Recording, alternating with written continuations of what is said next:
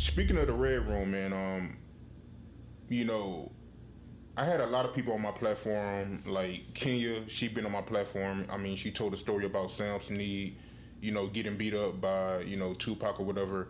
I had Napoleon from the Outlaws. He was on my platform as well, and he told a story about pretty much Tupac fighting Sam Sneed. He actually said he was actually, he actually joined in on the incident as well.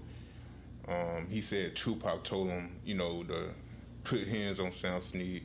I actually seen an interview from Daz, and he actually told the story about the whole incident with Sam Sneed.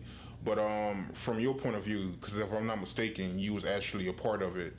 I heard that from Kenya Ware, that she was a part of the incident. So with that being said, if you don't mind, man, just give me a play-by-play of that whole incident.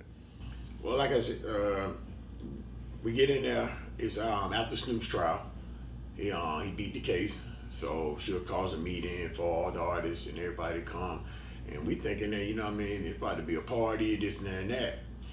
But people are scrambling around like the world's coming to an end, to be honest with you. And it was just kind of weird and eerie.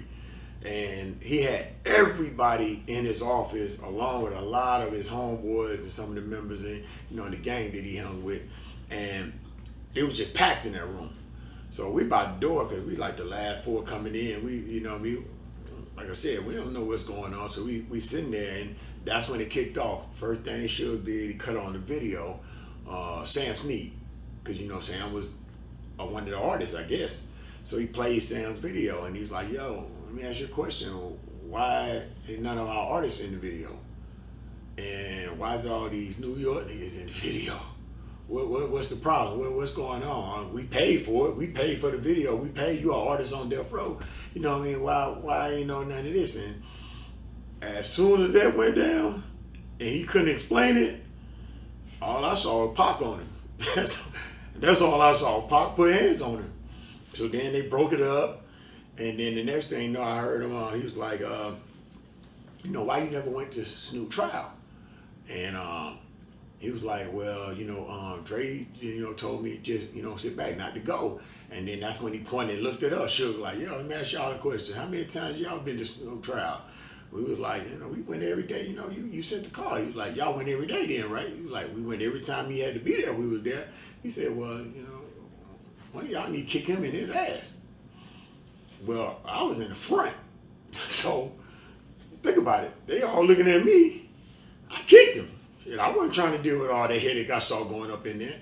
And after that, that's when he even got hit some more by a couple of the homies a part of the thing. So it was crazy, man. I had never seen nothing like that in my entire life.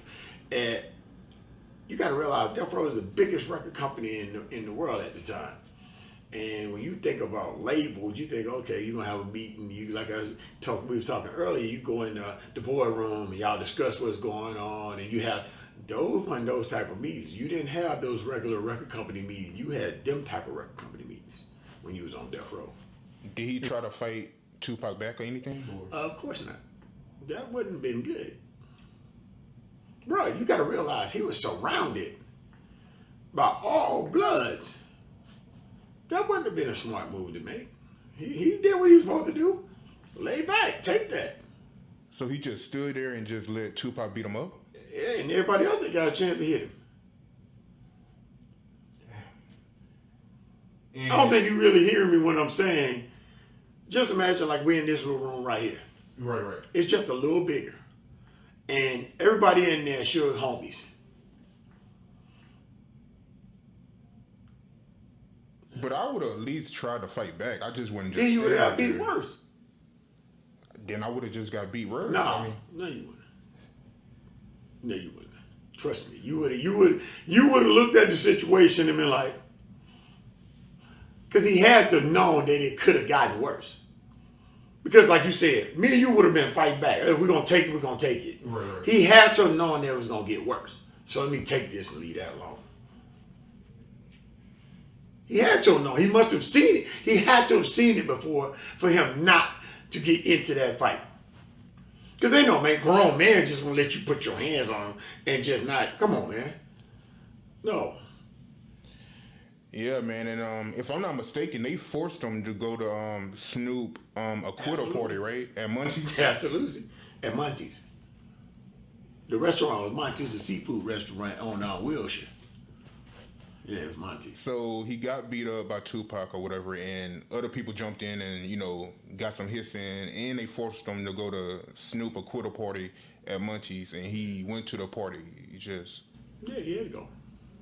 What was he doing at the party? Like he's walking around looking crazy. Yeah, what else you gonna do? He ain't going home. He was there. Everybody was there. Everybody was there, man. Everybody was there. Who were some of the people that was there? Jodeci, Hammer, because Hammer was part of the label. Mary J. Puffs. I think the first baby mom. Yeah, Misa. Yeah, she was there. Man, and what bugged me out was the whole jury. All of them was there. David Kenner. Yeah, of course David Kenner was there, but the jury, everybody that was on the jury, they was there. They were there partying, having a great time. Look, listen, bro. Like I said, it's stuff that you say, you go, wait a minute. Because you going, and they introduced them. Right. I'm like, wait a minute. Yeah, they was all there. Partying. So did Sam Sneed have any bruises on his face or a black eye or a knot or anything? He had knots. You didn't understand me. He got hit. He didn't just get hit 1-2 times. He had knots on his face. So the thing is, when he's at this party, and I'm pretty sure people looking at him, was people asking him like, yo, what happened to you? Bro, it had to be the norm. I'm trying to explain it to you. He went. He was there after he done got beat up and he's at the thing. This was death row normal, I guess. It had to be. Who does it? Who would even be a part of it? Yeah, and I heard after that incident, Sam Sneed just disappeared. Not disappeared in the way people think though. He didn't. He just didn't come back. He left. He had to call Dre and say what happened and this and that and that. He had to. Do you think Dre leaving Death Row was part of the motivation of them beating up Sam Sneed? It got worse when he mentioned Dre. So evidently it must be. I wouldn't have said it. I wouldn't have said Dre. When they asked you about it, I wouldn't have said what Dre told me not to. That's when it got worse. Yeah, man.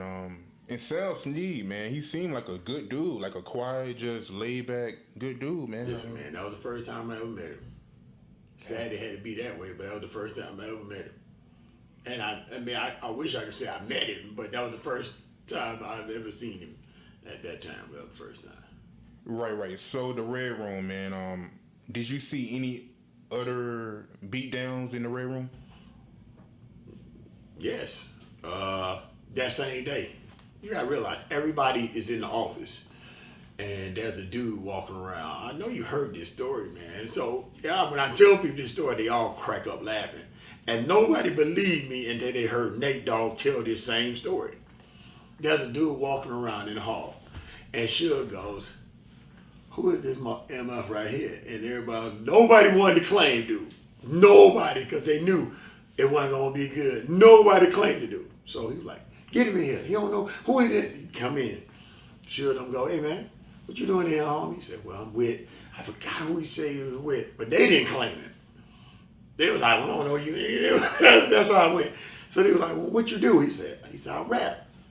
She was like, okay. Now, by that time, the homie on one side here, there's some homies on this side of it. And he was like, yeah, I rap. He's like, okay, if you rap, you good, we're gonna work with you. But if you're not, we're finna beat yours. He might have said, I don't even think he got even 2 words out before they lumped him up. And I'm talking about they went at him. Pop, pop, pop, pop. Fell down, they picked him up. Now he like this, and they were like, yo, we're gonna give you one more chance. If you good, we're gonna leave it on. But if you ain't, what you think happened? I guess he wasn't good, and they didn't give him a chance to find out it was good. They just put hands and feet on They him. put hands on him and sent him on his way with a Death Row t-shirt.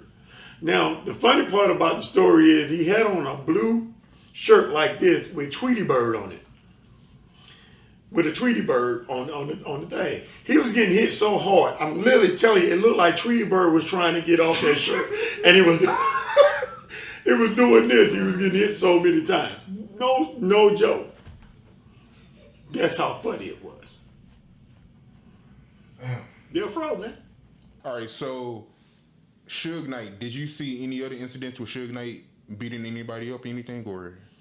Man, like I said, I never really seen Suge do nothing. It wasn't Suge. It was the people that was working for him, like the Bloods and the Pyrus and all that. Yeah. So give me a story. I mean, the Pyrus and the Bloods that was around Death Row, did you see them? Anything that you want to share, or? Nah, I didn't really see. I remember, like I said, we wasn't even in the mix of that. We knew who not to mess with. We don't mess with Neckbone. That wasn't gonna happen. Buntry was my dude, but I didn't know Buntry was that dude. Buntry was that dude. Straight Yeah, up. I heard about Buntry. That was one of the coolest cats ever. Neckbone was too. It's just them was just the ones not Heron. Just was the ones not just to mess with. Don't do it. Leave that alone. Speaking of Buntry, man, Mob James, you know, Buntry brother is Mob James. Did you see Mob James around Death Row? If I did, I wouldn't remember it. Because like I said, I wasn't in the mix of them like that.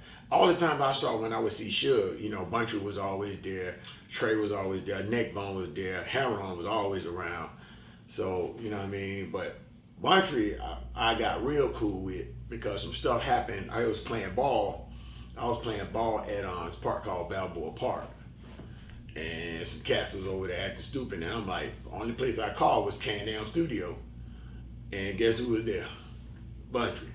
I never had no more issue with people at Balboa Park.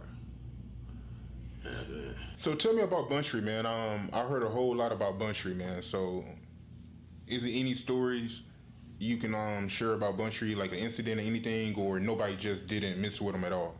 No, they just knew Buntry wasn't the one not to mess with. That's all I knew. That's all I knew. I didn't mean, like I said, Buntry was cool, man. He was a cool cat, but I knew he was one of them don't do that with. What about Neckbone? He was one of them don't do that with. Don't do that. You seen him get in anything? Any incidents? No, I just heard. I heard that when he put that hand on you, you were going to sleep in an instant. Dude was huge, man. Dude's hands looked like boulders.